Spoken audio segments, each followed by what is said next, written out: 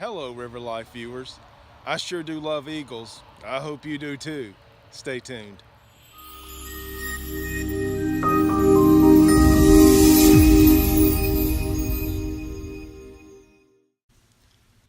I was shocked and amazed the first time I looked out my living room window and saw a bald eagle feeding in my yard. Since coming off of the Endangered Species List in 2007, eagles now enjoy protection from documents like the National Bald Eagle Management Guidelines and Bald and Golden Eagle Protection Act.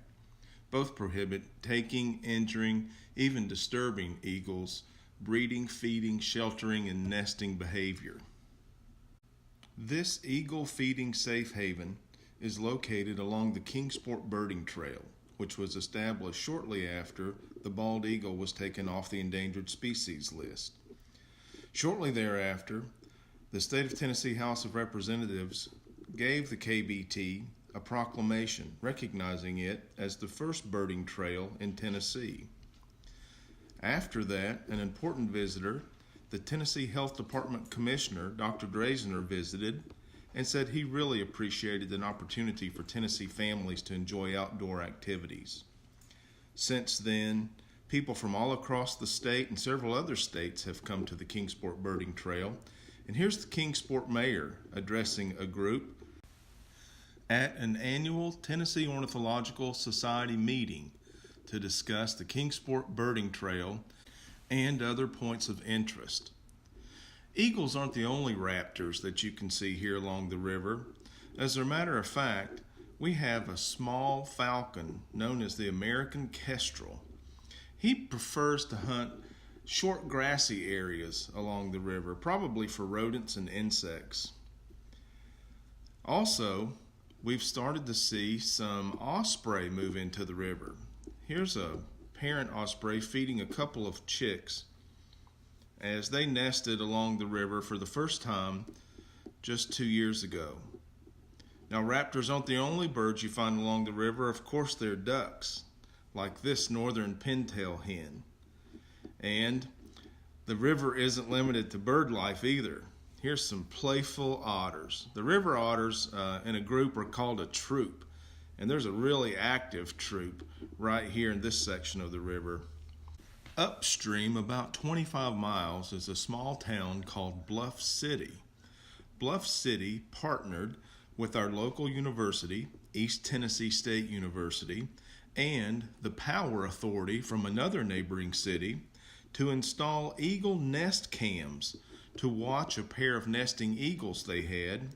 And wow, an astonishing response. In their first year, almost 400,000 visitors from all across the world tuned in to watch eagles raise their young.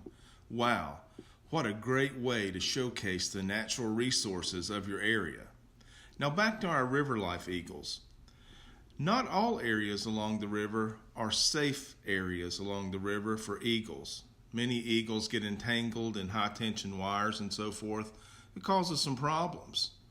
This guy had to spend the night hiding in some bushes after he got into a scrape with some geese.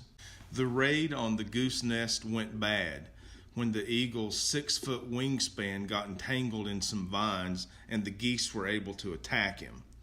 They were relentless, to the point of when the eagle finally got free from the vines, he was unable to sustain flight and was seen trying to swim down the river to safety.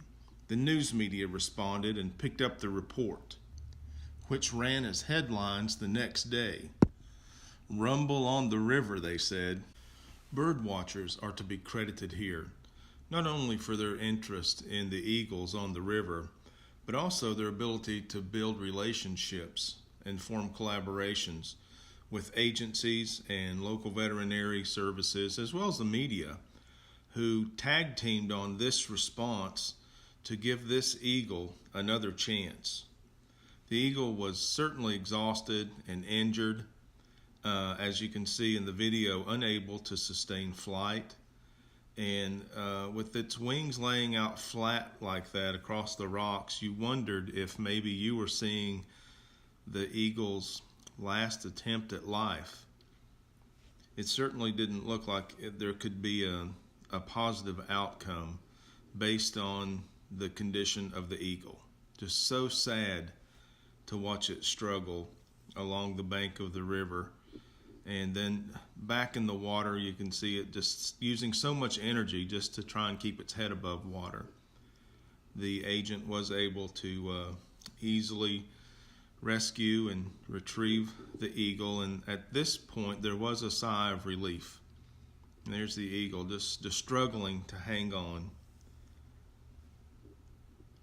The feeling from the onlookers was that maybe this guy will have a chance now that we have him captured. We would all like to have thought that the worst was over for this majestic eagle, but we knew these were just the first steps in a long path to rehabilitation. The first thing to do was to get this soaking wet, injured, and exhausted bald eagle into the transport vehicle without causing further injury or undue stress. Well, this was handled very easily by the agency staff. They did a great job. After checking the eagle in at its rehabilitation center, about a 2-hour commute away, we learned that the eagle had not sustained any broken bones, and this was a relief and really made us feel good about a full recovery for the eagle. It would take 4 to 6 weeks, they said, for the exhausted and dehydrated eagle to regain enough strength to be released into the wild. And there was some question about where the eagle would be released. And of course, the local bird watchers expressed concern that they wanted the eagle to be released where it had been captured. As a matter of fact, the entire incident involving the eagle sustaining its injuries had occurred right beside a sacred island of the Cherokee Nation that was important in Native American culture and spiritual customs. And when the rehabilitators learned of this, they decided to bring the eagle back to the location it was captured for the release. And they had given the eagle its new name, Chief. Chief had been both injured and rescued on the Kingsport Birding Trail, and soon he would be released there. That day finally arrived, and there was so much excitement throughout the community. Chief was back on the Kingsport Birding Trail. Look at those sharp talons. Before Chief could be released back into the wild, a band was to be placed on his leg. As a bird bander, there's only one time I have ever used a band larger than this one, and that was for a great horned owl. Bird bands help to organize data to conserve and preserve both birds and their habitat.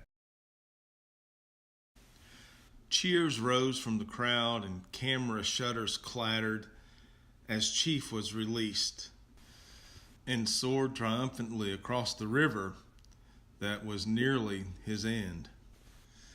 The newspaper again ran a headline on Chief, and this time it said, "Where Eagles Dare." What a happy ending to a great story. And as for the other eagles here on the river, well, just this week we had another visitor, this time a juvenile bald eagle. Looks like he made a failed attempt to feed after perching in a tree in my yard, going down to the river for a snack, and coming up empty-handed.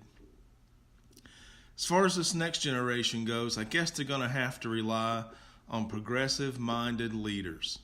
And they're going to have to stand up to uninformed and uncaring decision makers to make sure that we, as Americans, are able to enjoy our national treasure, the bald eagle, the symbol of our nation, for generations to come.